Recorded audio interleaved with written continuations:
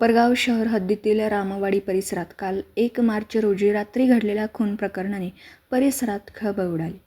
हनुमान मंदिरासमोर रात्री सुमारे 9 वाजण्याच्या सुमारास 33 वर्षीय तरुणाचा दगड, वीट व लोखंडी कत्तीने मारहाण करून खून करण्यात आल्याची माहिती समोर आली.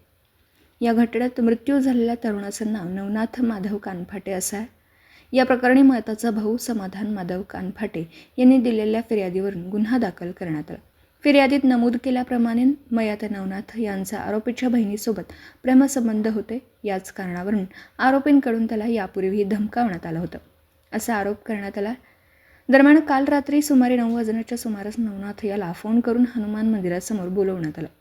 तू आमच्या बहिणीच्या गावाला का जातोस या कारणाचा राग मनात धरून आरोपींनी आधीच कट रचल्याचं फिर्यादीत म्हटलं. त्यानंतर आरोपींनी लोखंडी कत्ती, वीट आणि दगडांनी नवनाथ याच्या डोक्यावर वार करून त्याचा खून केल्याचा आरोप करण्यात आला. या प्रकरणातील आरोपी नामे करण सुदान मोरे, संजय सुदाम मोरे, समाधान कचरू पोटे सर्व राहणार रामवाडी तसेच रोहित दयानंद पवार राहणार वारी अशी असून पोलिसांनी 4ही आरोपींना अटक केली. घटनेची माहिती मिळताच उपविभागीय पोलीस अधीक्षक अमोल भारती तसेच पोलीस निरीक्षक रामकृष्ण कुंभार यांच्या मार्गदर्शनाखाली पोलिसांचं पथक तात्काळ घटनास्थळी दाखल झालं.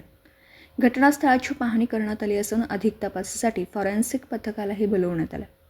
या घटनेनंतर शहर पोलिसांनी वेगाने तपास सुरू करून अवघ्या काही तासातच 4ही आरोपींना अटक केली. पुढील तपास कोपरगाव शहर पोलीस करीत आहेत. दीपक साळवेसह योगेश पवार, न्यूज 14 राहुरी.